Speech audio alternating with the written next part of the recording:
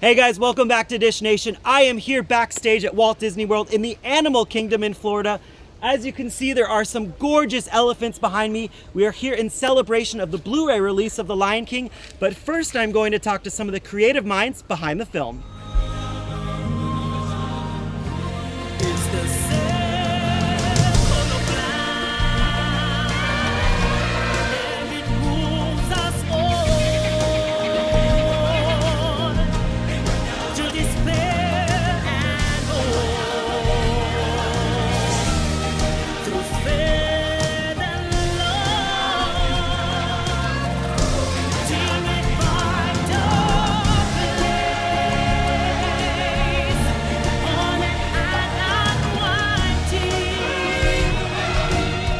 First, kind of tell me what your title is and what exactly does that mean?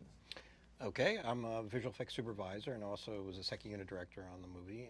And what it means is that I sort of figure out what's the best way of filming this or getting this onto film, especially since it's all digitally created and it's all virtual in essence. And then we decide what we're going to do and then produce it to allow the filmmakers to come in and actually do the type of film they wanted to make in a way that's a little easier than they would have thought, you know, in this kind of virtual world. The animals in this movie, they look so freaking real. How did you guys make them look so real? Well, that's a tough question. How to make it look so real? Yeah. The animators and Jon Favreau studied tons and tons and tons of natural footage, documentary footage, anything that was online, that kind of thing. We went to Africa and actually went here and filmed animal behavior and stuff like that. So they would go through it and find behavior that seemed appropriate for a particular scene or a shot or an idea, and then they would emulate it and do it with tremendous amount of fidelity. That's why they look so good. And then there's a whole list, there's a whole, like almost like 500 people who actually make all the hair grooming and all that stuff that makes something look photoreal. And every time they take a breath, everything moves in their body, including the tail, all those little details. And then when the light hits it and the light hits it just right, it fools your eye into thinking it's real. So it's the sum total of many things make it look real, but it starts with the performance, it starts with the behavior, which is naturalistic. We didn't try to do anything that they wouldn't do. So and we hit kind of the magic formula where it looks real. Let's talk about some of the performances, because obviously Beyonce, of course, is in the film, and who? Beyonce, Queen Bee, as they call her. So did you have a chance to work with any of the actors on the film, or how does that work? I wasn't cool enough to work with her, so I was I was in the other room. But the other ones, we had this thing called Black Box Theater that John was able to direct, like Billy Eichner and Seth Rogen, who riff off each other really well. They're good friends and they're hysterical, and sort of filmed them in a way that they could just do whatever they want. They were not acting like they're animals. They're just doing the scene as if they were two essentially comedians or comedic actors doing it.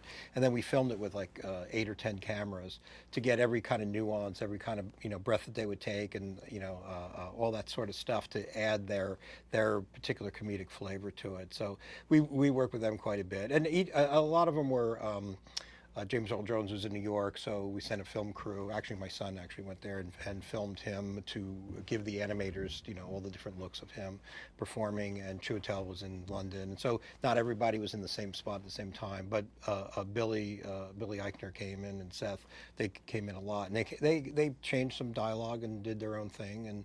And John would pick and choose the best jokes and the best moments. So when Billy and Seth are doing their thing, the animators are doing one thing, and if Billy and Seth kind of go on another way, does that kind of agitate animators? Because they're like, but we just do Well, they actually you have to wait for them because you don't know what they're going to do. So, and because we wanted them to just do something, a little more improv, you had to wait for them. So they had an idea of what the scene was and what the kind of the blocking is, but then they might influence it. So even when we virtually filmed the beginning versions of it, just so we have something to draw on, their performance changed it, and they would see what we did, and then they would do their own thing and then go, well, that's better, we have to do it. So this movie presented a really unique opportunity to bring the filmmakers here to Disney's Animal Kingdom. The filmmakers spent about 6 weeks here collecting reference footage for the movie. They were able to access areas in and around animal exhibits, in and around animals like backstage holding areas and barn areas. And they were really able to get up close and personal with these animals and focus on animals in their naturalistic environments doing natural behaviors. Yeah, so they came to the animals. The animals were in their homes, and so it was just taking great content from that. So being like a conservationist, you know, we hear stories that all these animals are going extinct right now. Yeah. How do we actually prevent that from happening? Well, through this film, we were really excited that we had the Lion King Protect the Pride campaign. We knew we had a very special film that a lot of people really loved, and if we could take that love for a story and turn it into love for a species, we had a chance to save lions. Since the original Lion King film, we've lost half of the world's lions, and we knew that this was a huge moment to help bring them back. And so through this film and through many different ways that our guests and our audiences could get involved, we are able to help fund the Lion Recovery Fund, a program of the Wildlife Conservation Network, to bring lions back. We're supporting their vision to double the amount of lions across Africa by 2050. And we were thrilled to have people get involved with that campaign. And we have a great goal of raising $3 million to support this initiative.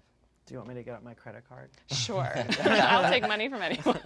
It's kind of wrapping up. Just give me tips on what everyday people can do to help save wildlife and to help kind of be mindful of their surroundings.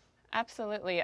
Part of it is just learning more. If you're passionate about a species or an issue, learn more about it and learn how you can help.